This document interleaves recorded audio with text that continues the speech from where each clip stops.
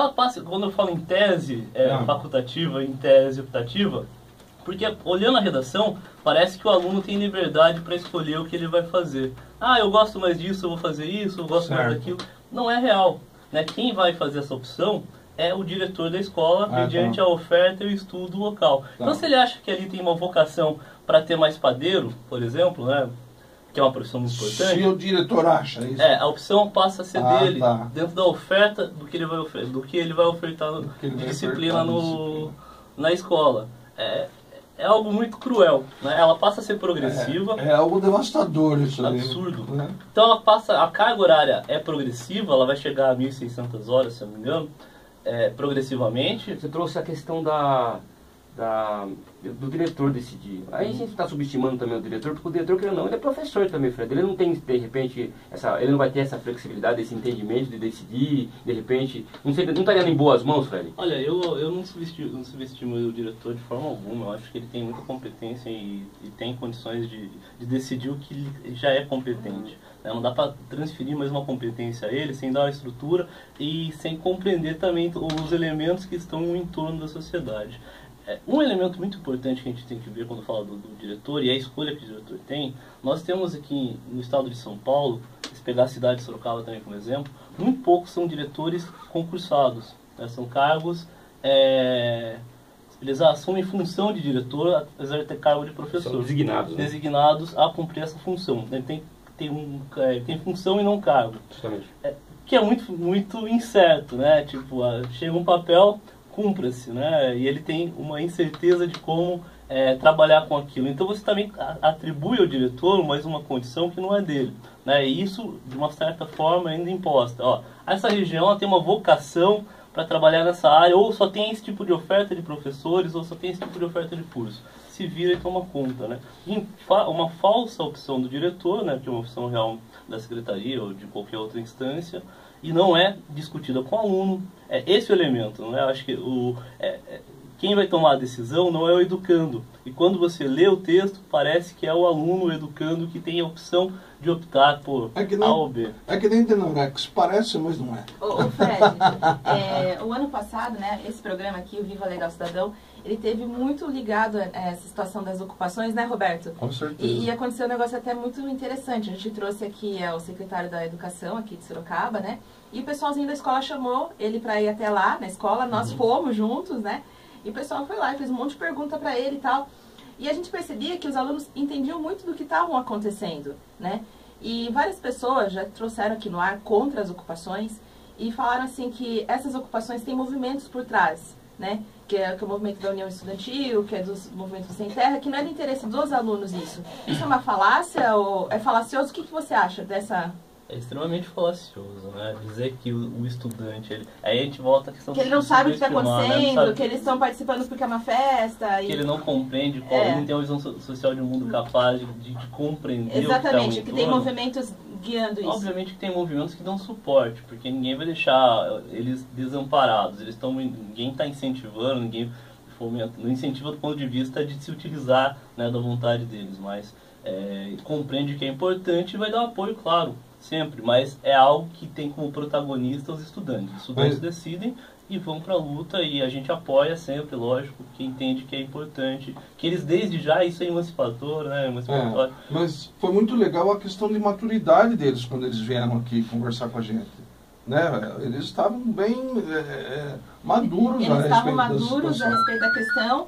E assim, o que eu posso dizer, pelo pouco que eu presenciei e que eu estive lá nas escolas ocupadas, é que as escolas ocupadas estavam muito mais interessantes em nível falando cultural, né, do que as escolas normalmente. Pois Lá a gente tinha roda, né, tinha poesia, roda de conversa, tinha tudo, tinha música. Disciplina, para quem todo mundo reclama da disciplina da educação, lá tem disciplina porque ele sente parte da escola, ele sente parte da educação, ele contribui na construção, não está sendo algo forçado, induzido, é uma construção conjunta. Por isso que a gente se sente tão bem.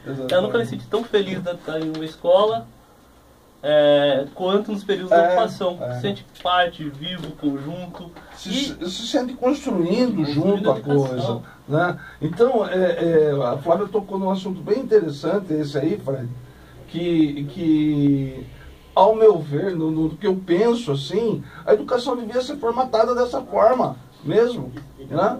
Junto com os alunos e tal. Não como é hoje. Às vezes o cara vai aprender um negócio que nunca ele vai usar na vida. Como eu aprendi coisa que... Fiz prova de coisa que eu nunca usei na vida e não vou usar. Essa discussão do currículo é muito, muito ampla. Tem coisas que a gente aprende e acha que nunca vai usar, mas ela nos desenvolve processos cognitivos que nos ajudam a desenvolver outras coisas. Né? Às vezes, a gente está aprendendo coisas na matemática lógica. Eu sou de humanas, não gosto tanto da matemática lógica, mas a gente aprende coisas de matemática lógica que nos estrutura condições cognitivas para desenvolver ações, inclusive no pensamento crítico das humanas. Então, às vezes é um pouco confuso. Agora, hoje, de fato, ele é muito conteudista. Isso é inegável. A educação é conteudista. Você vai lá para receber uma overdose de conteúdos, e esses conteúdos muitas vezes já não têm sentido. São conteúdos. Se tem uma falsa ilusão, né, no processo de educação, que a escola monopoliza o conhecimento e o saber. É um equívoco, né? Você tem acessos ao conhecimento hoje múltiplos. E se a educação não entende isso, que ela tem que ser mais fomentadora do que conteudista, ela passa a ser pouco atrativa. Se ela se preocupa mais em tentar constituir disciplina do que pertencimento, ela é desatrativa. Eu não quero ir para a escola para aprender disciplina, eu quero ter pertencimento, entender o espaço e respeitar. Construir junto. Então é o seguinte, eu não quero esgotar esse assunto, porque daqui a pouco, se Deus quiser, esse tipo de coisa foi proibido, só a pessoa física podia doar e tal, você tinha um teto menor, parece, para você usar e tal, essa coisa toda. Na sua opinião, você acha que isso adianta? A eleição do Dória prova que não. Né? A eleição do Dória em São Paulo deixa claro que não. O que a estratégia de algum partido, eu não vou citar o nome, mas é do Dória, foi de autofinanciamento. Então eles colocaram vários milionários para concorrer às eleições para se autofinanciar, o que é permitido, o autofinanciamento. Então a gente volta a retirar a parcela da população, né, essa parcela da população que não tem, que não é milionária, que não tem grandes economias, a disputar de fato. Mas eu não estou defendendo que tenha que ter financiamento privado de eleição, das campanhas, não. Eu volto a defender o que estava sendo discutido no processo eleitoral, que às vezes o senso comum interpreta de uma forma muito equivocada, mas que é benéfico ao processo de eleição, que é o financiamento público de campanha. O financiamento público de campanha, ele elimina em grande parte o processo de corrupção, por exemplo. Não tenha dúvida. Então ele é super importante. Quando você fala público, só o público, né? Só o público. Só o público, porque aí é paritário para todos. Então, independente de candidato que você seja, de qual partido, você vai receber X, vai gastar X, e é muito mais fácil de fiscalizar. Hoje em dia, por exemplo, muita gente que tem dinheiro de caixa 2, que esse dinheiro não tem origem, né? Ele não precisa comprovar a origem desse dinheiro. Ele pode dar para você que é candidato, Fred, certo? E você também pode comprar alguma coisa e não precisa comprovar também. Entendeu? Então, eu acho que o financiamento privado é muito relativo. O financiamento privado, ele tira do eleitor praticamente o maior processo de decisão. Ele passa a ter, o candidato é escolhido pelo volume de campanha, pela forma de produção de campanha. Nos últimos anos, a campanha ela tem ficado muito caro, porque ela virou mais marketing do que discussão política. O que a gente teve de processo político de fato, de fato político, não só de disputa, é muito pouco. Você não discute projeto, não discute programa, você discute outras coisas. Né? Quem tem um jingle melhor, quem tem mais bandeira, quem tem mais... as coisas são mais animadas, programas de TV mais animados. Bom, são nós conversamos aqui a respeito do debate, o último debate que nós vimos. Para mim foi deplorável, foi de chorar o último debate. Né? Porque a gente vê a pobreza de argumentação, a pobreza de argumentos em cima de uma... É só na verdade, uma estratégia errada de se levar um debate que é às vezes batendo em um, às vezes batendo em outro e tal. mas não fazendo aquilo que realmente precisava ser feito. Na verdade é isso, Fred. Infelizmente não se discute. Pô. A gente vai para o segundo, a gente passou um processo eleitoral sem ter claro exatamente quais são os problemas. Porque, primeiro que não se dá tempo, né? Um candidato tem 10 segundos, outro tem 2 minutos, outro tem 3, tem 4, então vira meio que espetáculo o processo do projeto e não se discute de fato o que está posto para a cidade. O que de fato está posto? Agora a gente tem um segundo turno ainda meio confuso, né? Tem um candidato que fala um pouco do que pensa, não fala tudo, o outro fala exatamente o que dizem para você que ele tem que falar.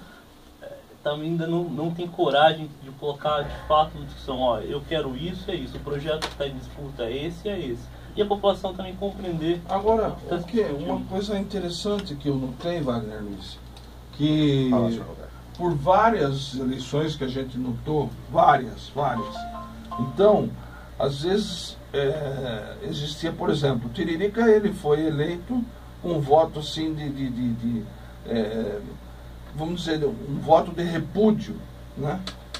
Será? Bom, veja bem, né?